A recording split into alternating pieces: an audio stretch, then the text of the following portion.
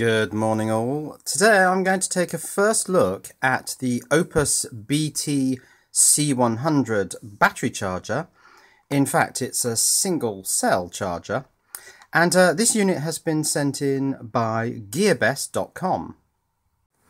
Now, interestingly, the Opus name doesn't appear anywhere on the box, so it's possible that this charger will appear under different brand names.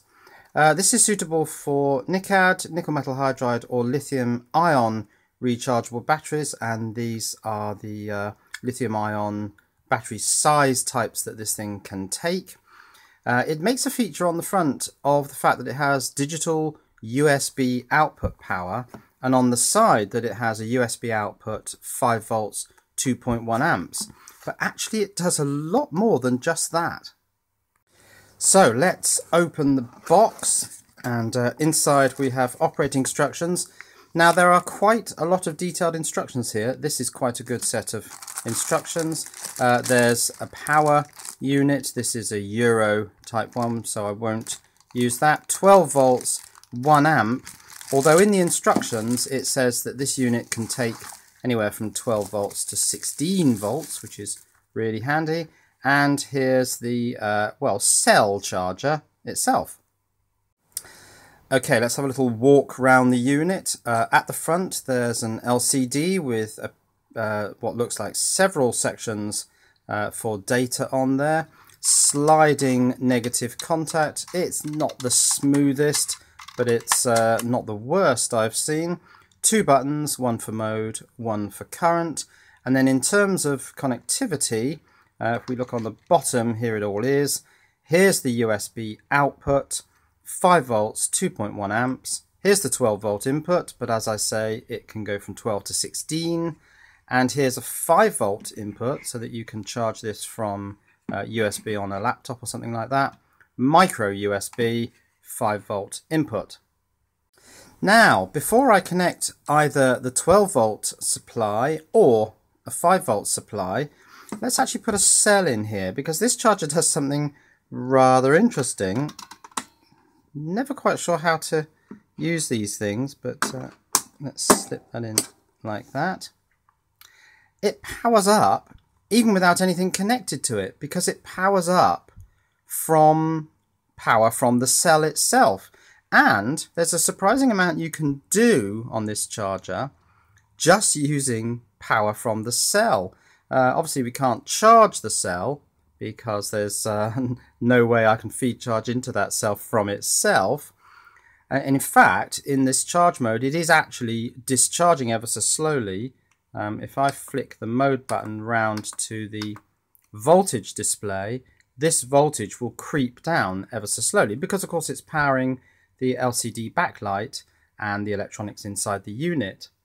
But what we can do with the cell in the unit with no external power is a discharge. We can also do an impedance test, or a battery internal resistance test, and of course we can power up the USB output socket and use this as a mini power bank.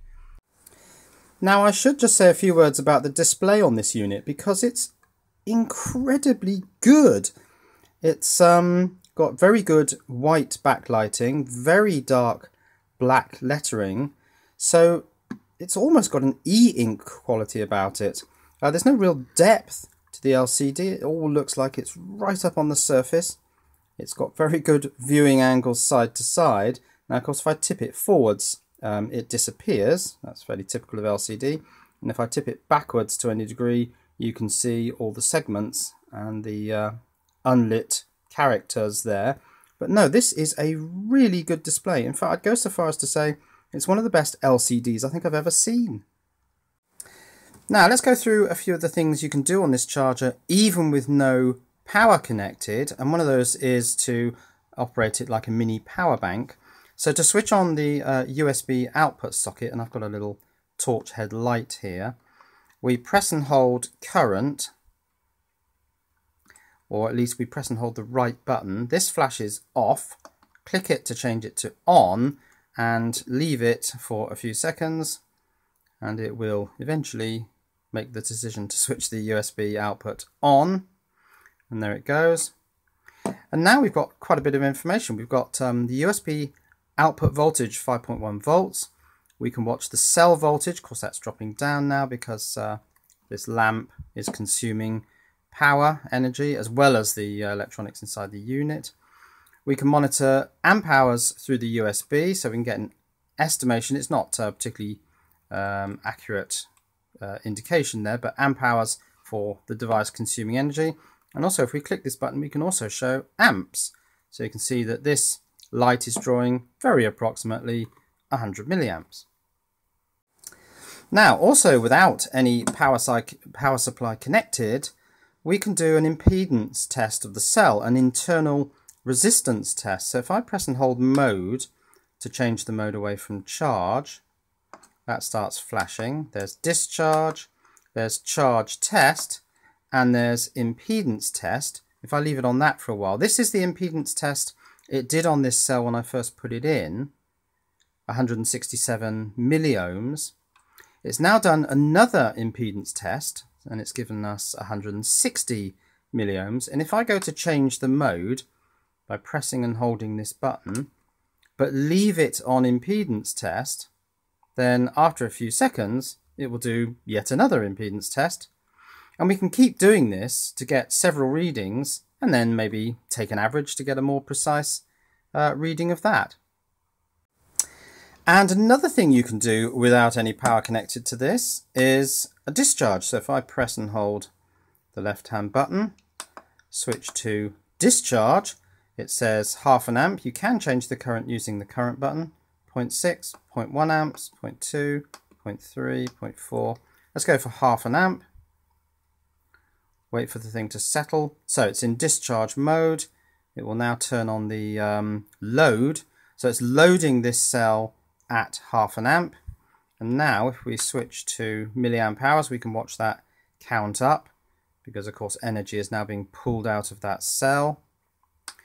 We can watch the total time that this mode has been running. Milliohms again. I'm not sure whether it did another impedance test. It may have done. And of course now the cell voltage is dropping, or has dropped quite significantly, because this cell is under load. This cell actually has quite a high impedance, so the voltage has dropped quite low. That was over 4 volts, it's now 3.5. And another thing on this is that both voltage and current are displayed to 3 decimal places. Now, I don't know how accurate this voltage is, or indeed how accurate this current is, but one thing about having 3 decimal places is that you can see it change, you can see it move. So that's 3 separate modes that we can use on this charger, even without it connected to anything, just sitting there standalone. Now it's worth pointing out that it'll only do that with a lithium cell, because there's over 3 volts there. If I try and do anything with a nickel metal hydride cell, there's not enough voltage for the unit to do anything. So nickel metal hydride will only do stuff if you connect external power. So let's do that now. Let's connect an external power supply. So I'm going to use 12 volts from my solar power system. Currently that's 13.5. The charger should be entirely happy with that. That lights up. It says null because there's no cell in there. So let's place a cell in the charger. And it goes straight into the charge mode. It's going to charge at 1 amp when this thing stops flashing. And there it goes, in charge mode, charging at 1 amp. Let's see what the current becomes. Okay, so it's charging at 1 amp. It probably won't stay at 1 amp for very long, because I would imagine this cell would go up to 4.2 volts or thereabouts fairly quickly. Let's check that. So that's 4.1 volts now. That's creeping up. And the current now is starting to drop down. So this cell is kind of transferring from the constant current phase to the constant voltage phase. There's a bit of a grey area between the two, and the current is dropping down. Now if the nominal charge current is 1 amp, this should drop to about 1/10 of that, 100 milliamps, and then the charge should terminate. And with a nickel metal hydride cell in there, this is charging, again the default is 1 amp, and we can see that the voltage on this cell is currently 1.377. I'm a little bit disappointed that the Li 3.7 indicator is still on. That really should go off if there's a nickel metal hydride cell in there, but it doesn't. It seems to stay on. And of course this will apply the delta V charge termination technique to nickel metal hydride. So this will just charge to something around 1.5 volts, wait for that voltage to turn over and start to drop down again, and then this should terminate. Now instead of the 12 volt supply, I can take that out and I'm going to use a power bank in this case, connect a 5 volt supply to this thing, and so we can charge cells from 5 volts or 12 volts, whichever is most convenient. There are limitations on 5 volt charging. The current can't be set quite as high as it can if you're using 12 volts, but that's perfectly understandable. There's an additional mode when you're using nickel metal hydride, as well as charge, discharge, charge, test. There's also a discharge refresh mode, which continually charges and discharges the cell until it stops finding an improvement in its capacity. You don't get that, of course, on lithium, because there's no sense in trying to refresh lithium cells. So that's a first look at the Opus BT-C100 single cell charger, which has the rather unique feature that it can do stuff, quite a lot of stuff, with no power connected. Internal resistance checks, discharge test, and act as a mini power bank, providing 5 volt USB. And then if you plug in 12 volts or 5 volts, of course you can charge the cells, refresh them, and it does a lot of stuff. It also has an exceptionally good LCD. It's one of the best I've seen. This is a really neat little charger. So this is the charger on GearBest's website, gearbest.com.